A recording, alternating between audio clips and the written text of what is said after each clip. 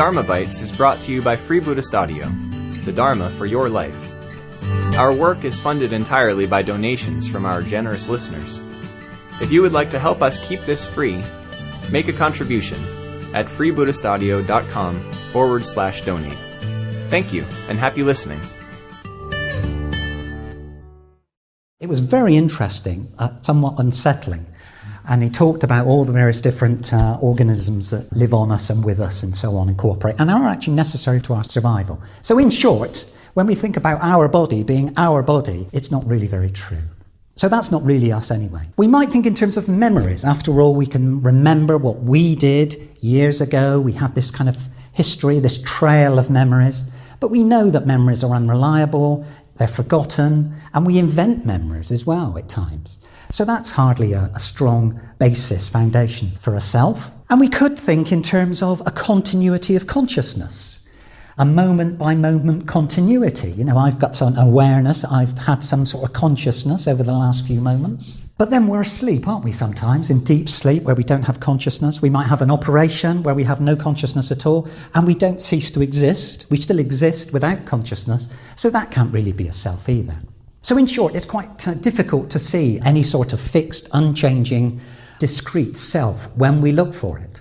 That being the case, it's not surprising that we feel a bit challenged by the worldly winds, because they have a tendency to undermine this fixed sense of a self, to challenge this fixed sense of a self, which can be a bit unsettling.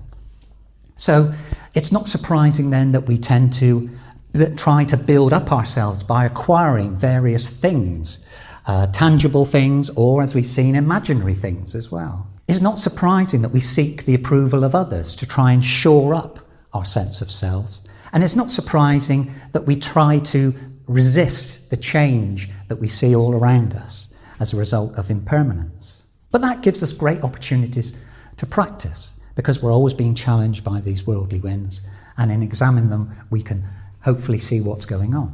So in a bit more detail then, looking a little bit closer, if we look at gain, for example, our default response is to gain. So we can easily it can easily set up an expectation, a greed when we gain things.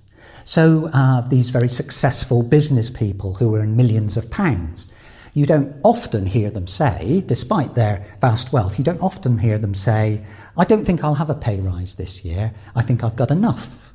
In fairness, you don't hear me saying that very often either, but that is the way of things, isn't it? It's the more we get, we don't tend to think, oh yeah, I'm fine now, I don't need any more. We tend to want to acquire things to shore up our sense of self.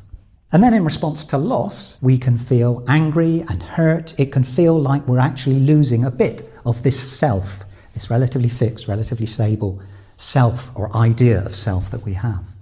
In the response to praise, we can feel overly proud or arrogant. We can have a sense of superiority of ourself. When we're criticised, we can feel threatened or under attack.